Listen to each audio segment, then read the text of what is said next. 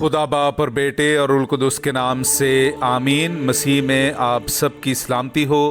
बहार colony coat Lakhpat Lahore से मैं एंड्रू इसाक आपके हुजूर रोज़मर्रा की तलावतें लेकर हाजिर होता हूँ। तो मेरे अजीज़ों, आइए हम भरपूर ईमान के साथ आज की तलावतें सुनते हैं। अपने आप को इम्तिहान के लिए तैयार कर। हमारे लिए आज की पहली तलावत यशुआ बिन सिराह की किताब, उसका दूसरा बाब, पहली आयत से लेकर 13वीं आयत तक। बेटा, अगर तू खुदावंद की हिकमत के लिए आया तो सदाकत और खौफ पर कायम रह और अपने आप को इम्तिहान के वास्ते तैयार कर। अपने दिल को कब्जे में रख और बर्दाश्त कर। अपने कान को मायल कर और अकल की बातें कबूल कर और तकलीफ़ों के वक्त भाग ना जा। सब्र के साथ खुदा का इंतज़ार कर और उसके साथ चिपटा रह और अलग ना हो। इस तरह तेरे अंजाम में जिंदगी बढ़ जाएगी। जो कुछ तुझ पर आ पड़े उसे कबूल कर और अपनी जिल्लत के हादसों में सब्र कर, क्योंकि सोना आग में आजमाया जाता है और इंसानों में से पसंदीदा लोग फरोतनी की भट्टी में आजमाए जाते हैं। तू उस पर ईमान रख तो वो तेरी मदद करेगा। अपनी राहों को कायम कर और उस पर भरोसा रख। उसके खौफ को निगाह में रख और अपने बुढ़ापे में उस पर क़याम कर। ए खुदावंद से डरने वालों, उसकी रहमत का इंतज़ार करो और उससे अलग ना हो ताकि तुम गिर ना जाओ। ए खुदावंद से डरने वालों, उस पर ईमान रखो तो तुम्हारा अजर ज़ाया ना होगा। ए खुदावंद से डरने वालों, अच्छी चीज़ों और अबदी आराम और रहमत के उम्मीदवार रहो। ए खुदावंद से डरने वालों, उसे प्यार करो तो तुम्हारे दिल रोशन हो जाएंगे। कदीम पुश्तों को देखो और गौर करो। क्या कभी किसी ने खुदावंद पर तवक्कुल किया और शर्मिंदा हुआ? या उसके खौफ में कौन कायम रहा और परेशान हुआ? या किसने उसे पुकारा और उसे छोड़ दिया गया? क्योंकि खुदावंद मेहरबान और रहीम है, वो गुनाहों को मुआफ़ करता और मुसीबत के दिन में रिहाई बख्शता है। पाक कलाम का पढ़ा और सुना जाना हम सब के लिए बाइस बरकत हो। खुदा का शुक्र हो। अपनी राह खुदावंद पर छोड़ दे, उस पर तवक्कुल कर तो वही कारसाजी करेगा। मेरे अजीज़ों, आई हम खुदावंद अपने खुदा की हम्दो तारीफ़ करें।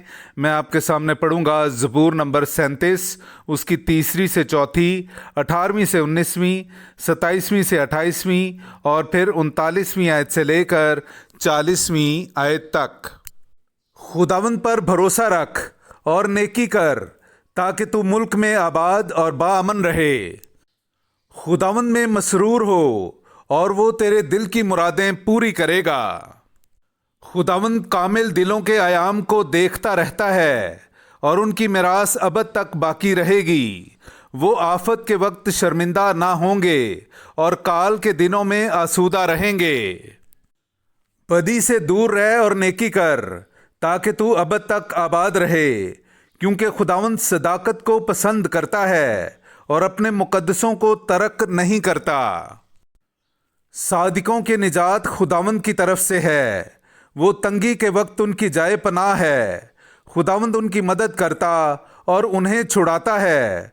वो उन्हें शरीरों से छुड़ाता और उन्हें बचाता है, इसलिए कि वो उसकी पनाह लेते हैं। पाक कलाम का पढ़ा और सुना जाना हम सब के लिए बाइस बरकत हो। खुदा का शुक्र हो। नाराए हम्द। आज अपने दिलों को सख्त ना करो, बल्कि अपने खुदावंद की आवाज़ सुनो। हालेलुया। मेरे अजीज़ों, आई हम आज का इंजीली इक़्तिबास सुनते हैं। इंजील मुक़द्दस बामुताबिक मुक़द्दस मरकस, उसका 9वां बाब, 30वीं आयत से लेकर 37वीं आयत तक। फिर वो वहाँ से रवाना होकर जलील में से गुजरे और वो ना चाहता था कि कोई जाने, क्योंकि वो अपने शागिर्दों को तालीम देता और उनसे कहता था कि इब्ने इंसान आदमियों के हाथ हवाला किया जाएगा और वो उसे कत्ल करेंगे और कत्ल होने के बाद तीसरे दिन वो जी उठेगा। लेकिन वो इस बात को ना समझते थे तो भी पूछने की जुर्रत ना करते थे। پھر وہ کفرنہوم میں آئے، اور جب وہ گھر میں تھا تو اس نے ان سے پوچھا، تم راہ میں آپس میں کیا بحث کرتے تھے؟ مگر وہ چپ رہے، کیونکہ انہوں نے راہ میں ایک دوسرے سے یہ بحث کی تھی کہ بڑا کون ہے۔ اور اس نے بیٹھ کر ان 12 کو بلایا اور ان سے کہا، اگر کوئی اول ہونا چاہے تو وہ سب میں آخر ہو اور سب کا خادم بنے۔ اور ایک چھوٹے بچے کو لے کر ان کے بیچ میں کھڑا کیا اور اسے گود میں لے کر ان سے کہا، جو کوئی میرے نام پر ایسے بچوں میں سے ایک کو قبول کرے مجھے قبول کرتا ہے، اور جو کوئی مجھے قبول کرتا ہے مجھے نہیں بلکہ جس نے مجھے بھیجا ہے اسے قبول کرتا ہے۔ پاک کلام کا پڑھا اور سنا جانا ہم سب کے لیے باعث برکت ہو۔ خدا کا شکر ہو۔